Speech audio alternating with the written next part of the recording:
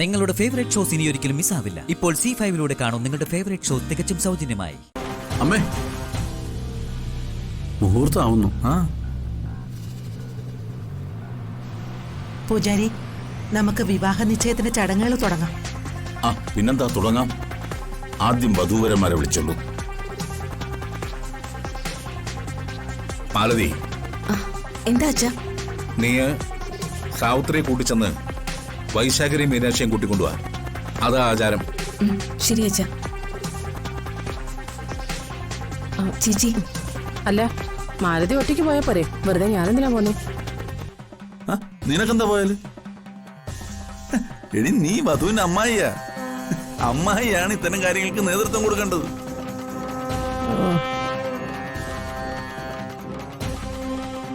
എനിക്ക് നേതൃത്വം ഒന്നും വേണ്ട. ഞാൻ നേതാവും ആകുന്നില്ല കേട്ടോ. ഇലക്ഷന് മത്സരിക്കാനൊന്നും ഞാൻ ഉദ്ദേശിക്കുന്നില്ല. പറഞ്ഞതനുസരിക്കടി. ചെല്ലേ.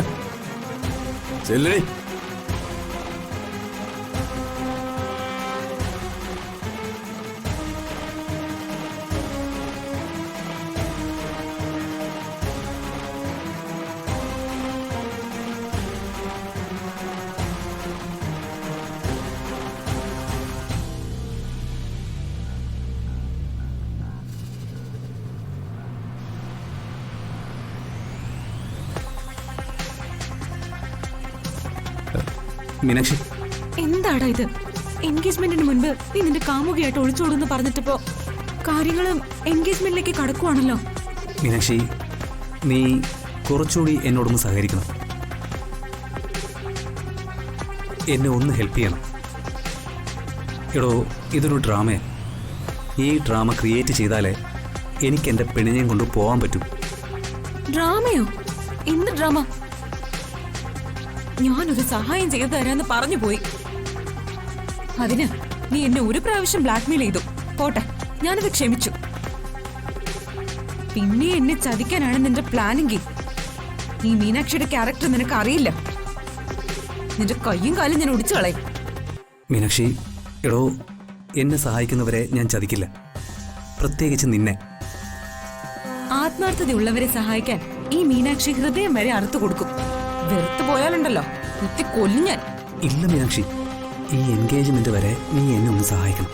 ഒരു എൻഗേജ്മെന്റ് അല്ലേ, എനിക്കും നിനക്കും ഒന്നും സംഭവിക്കാൻ പോകുന്നില്ല.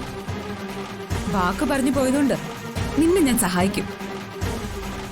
ഇനി തന്ത്രത്തിൽ എന്നെയും കെട്ടി ചെമ്പകമംഗലത്ത് തങ്ങി പുട്ടടിക്കാനാണ് നിന്റെ ഉദ്ദേശമെങ്കിൽ നിന്റെ മരണം അതിദയനീയമായിരിക്കും.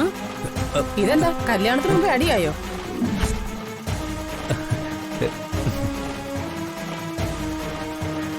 ഈ മരത്തലേനെ ഞാൻ കണ്ട ഒരു സിനിമയുടെ കഥ പറഞ്ഞു കൊടുക്കുകയായിരുന്നു. എന്നിട്ട് കൊല്ലുന്ന കാര്യങ്ങളൊക്കെയാണല്ലോ പറയുന്നത്. ആ സിനിമയുടെ പേര് പാതിരാ കൊലപാതകം എന്നായിരുന്നു. അവിടെ നിശ്ചയത്തിനുള്ള സമയമായി.